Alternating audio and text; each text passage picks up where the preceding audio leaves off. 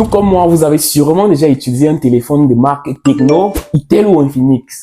Mais est-ce que vous savez même quelle entreprise se cache derrière ces marques qui dominent aujourd'hui le marché africain des smartphones? En tout cas, c'est ce que nous allons découvrir aujourd'hui dans Innovation en 3 minutes. Restez jusqu'à la fin pour découvrir celui ou celle qui se cache derrière cette marque. À tout de suite.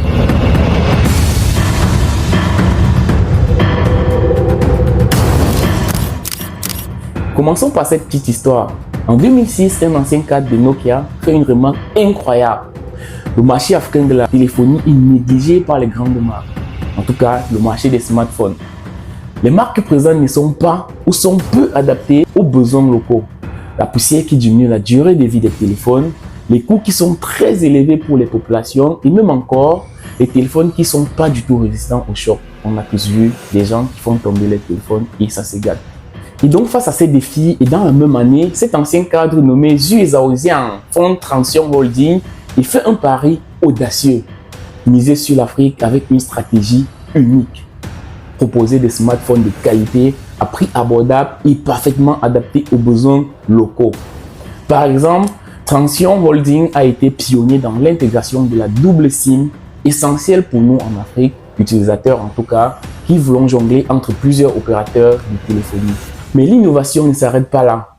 Les appareils Transsion intègrent des fonctionnalités pensées propres à l'Afrique, comme des batteries de longue durée, des services après-vente accessibles ou même encore des caméras optimisées pour nos peaux foncées. Heureusement qu'ils les améliorent de temps en temps parce que moi je me rappelle à l'époque, Itel, franchement, ça finit pas du tout bien. Pas du tout bien. Mais ces services étaient une première de marques non africaines pour l'Afrique. Les résultats sont tout simplement incroyables. En moins de 2 décennies, Transsion détient plus de 48% des marchés africains sur les smartphones, dépassant même les géants comme Samsung ou iPhone, donc Apple. L'entreprise s'est aussi imposée en Asie du Sud, au Moyen-Orient et en Amérique latine, tout en restant quasiment inconnue dans son pays, la Chine, pays d'origine. Aujourd'hui, Transsion n'est plus seulement un suiveur, c'est un leader, c'est un grand. Il est adapté, il a su conquérir les marchés émergents en écoutant et en comprenant les besoins réels des consommateurs.